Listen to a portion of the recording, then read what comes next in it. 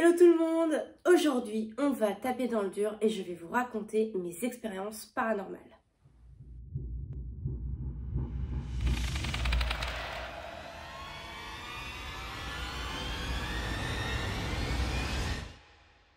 Aujourd'hui, on se retrouve pour la deuxième vidéo d'Octoror. Voilà, la deuxième de la série de mes vidéos sur le mois d'octobre jusqu'à Halloween. Et on va taper dans du concret en vous racontant mes expériences paranormales. Parce que oui, j'ai vécu 3 histoires dont je ne trouve pas encore aujourd'hui d'explication. Déjà, depuis toute petite, le paranormal m'intéresse. Je pense que comme beaucoup, j'ai regardé, vous savez, les émissions, je crois que c'était sur la 1 des 30 histoires les plus effrayantes ou ce type d'intitulé où vraiment, mais ça me mettait dans le mal. Je me souviens, on regardait ça avec mon petit frère et ma petite sœur, mais des soirées où on ne pouvait plus dormir. Bien sûr, avec les films d'horreur, j'ai pu aussi me familiariser avec le paranormal comme beaucoup et j'ai d'ailleurs pu constater que tout ce qui était attrait aux démons, fantômes et autres choses me terrifie. Mais en même temps, j'adore en regarder. Je sais pas, il y a quelque chose d'assez attirant dans la chose. Je me suis toujours intéressée à ça. Donc quelque part, si ça me terrifie, c'est que je dois y croire. Sinon, si on n'y croit pas, on n'a pas peur, enfin je pense. Et c'est vrai qu'il y a 3 histoires, 3 expériences de ma vie qui m'ont spécialement fait très peur. Terreur nocturne. J'ai une seule fois dans ma vie expérimenté une terreur nocturne. Et je pense que c'était une terreur nocturne, même si encore aujourd'hui je n'en suis pas certaine. C'était dans mon tout premier appartement après mes études. Voilà, j'avais pris un appartement toute seule et comme d'habitude, j'étais allée tout bêtement me coucher. Il faut savoir que depuis toute petite et même avant Paranormal Activity, je ne sors plus un orteil de mes draps. Je suis le genre de personne qui dort, vous savez, comme un igloo. Voilà, je me fais un igloo de drap. Je laisse juste un trou pour laisser passer ma tête, enfin pour passer le regard, et c'est tout, il n'y a que ça qui est visible. Et ça me rassure de me créer une espèce de cocon de protection. Voilà, dès que j'ai peur, c'est assez instinctif et assez infantile comme réaction. Je ne sais pas si vous l'avez aussi, mais je vais en fait me couvrir de mes draps. En plus, information importante, j'ai, comme vous le savez peut-être, un chat. Donc forcément, c'est un animal nocturne, donc il va bouger la nuit, ça va engendrer du bruit. Mais j'ai la chance que mon petit chat dorme avec moi. Et cette nuit-là, justement, j'étais dans mon lit, il était tard, il était 3 h du matin, je m'en souviens parce que j'avais regardé l'heure, car dans la nuit, j'ai senti une pression au niveau de mes pieds. Ça ne pouvait pas être mon chat, puisque je sentais la chaleur de mon chat contre moi au niveau de mon buste. J'ouvre les yeux, je constate qu'il est 3 h du matin et je n'entends aucun son.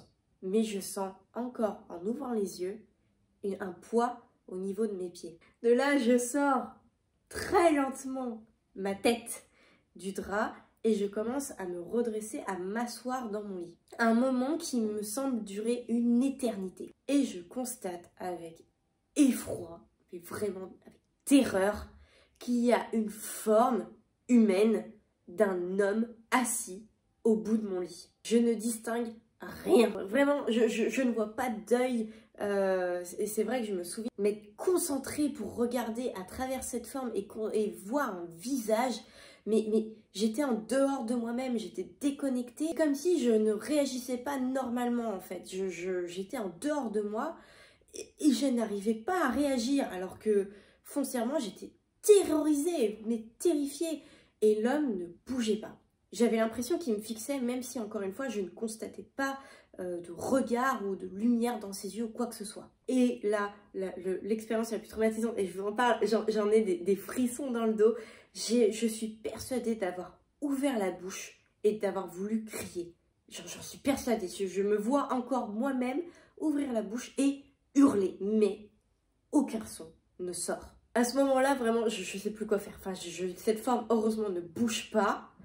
J'ai pas l'impression qu'elle s'avance vers moi, même si je suis comme absorbée vers ce qui semble être son visage. Enfin voilà, l'endroit où est censé être son visage.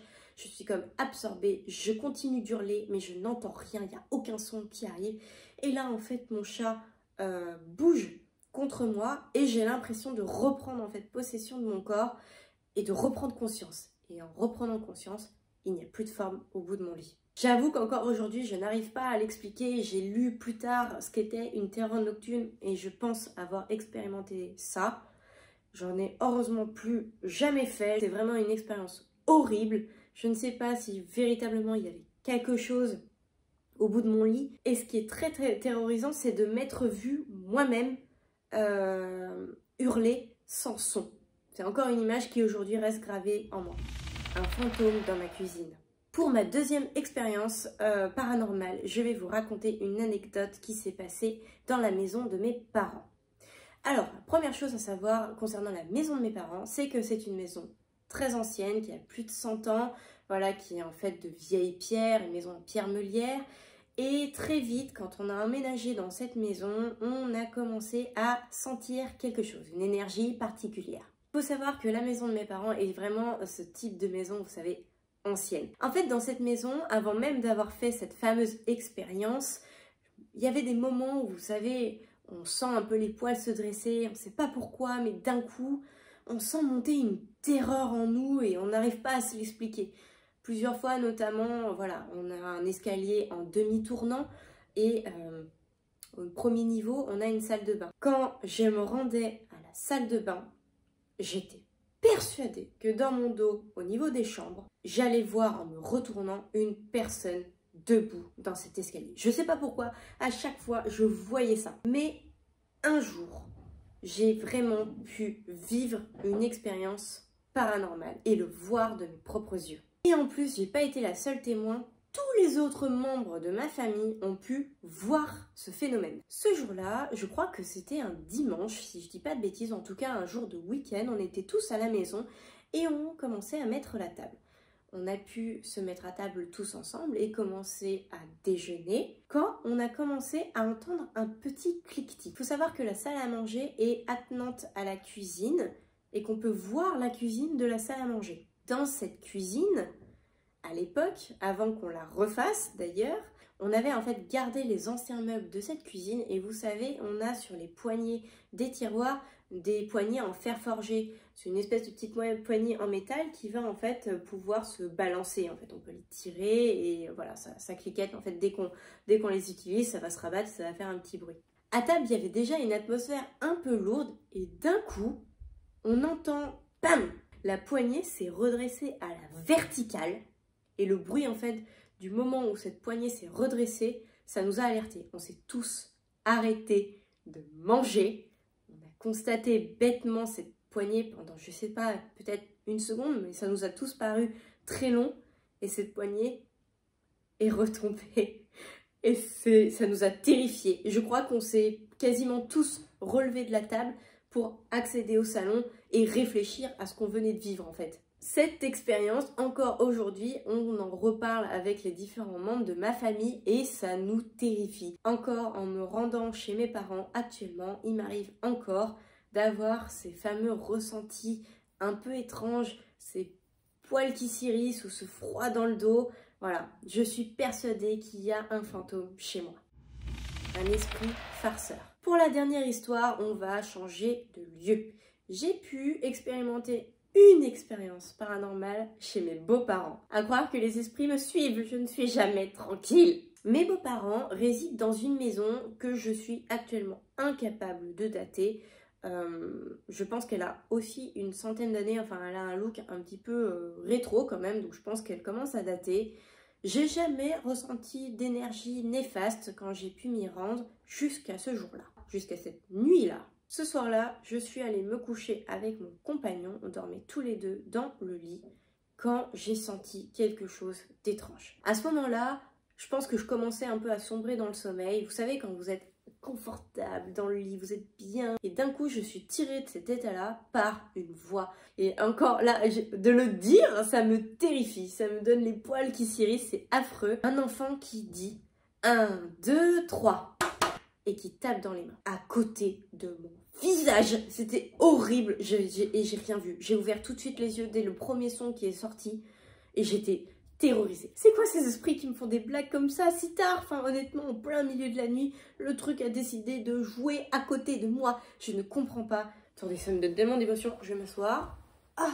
Le lendemain matin, j'ai posé la même question au reste de la famille, donc à mon beau-père et à ma belle-mère.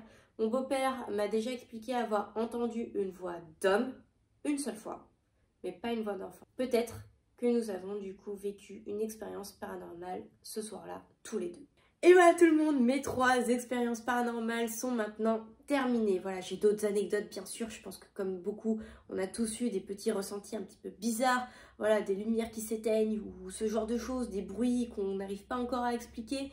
Mais voilà, moi je faisais vraiment raconter mes expériences principales, les plus importantes qui encore aujourd'hui n'ont ni explication et qui me terrifient encore. J'espère que cette vidéo vous aura plu. Si c'est le cas, n'hésitez pas à la liker. Dites-moi dans les commentaires si vous aussi vous avez eu des expériences paranormales qui n'ont pas trouvé d'explication encore à ce jour. Et on se retrouve la semaine prochaine pour la prochaine vidéo Doctor. À très bientôt. Ciao!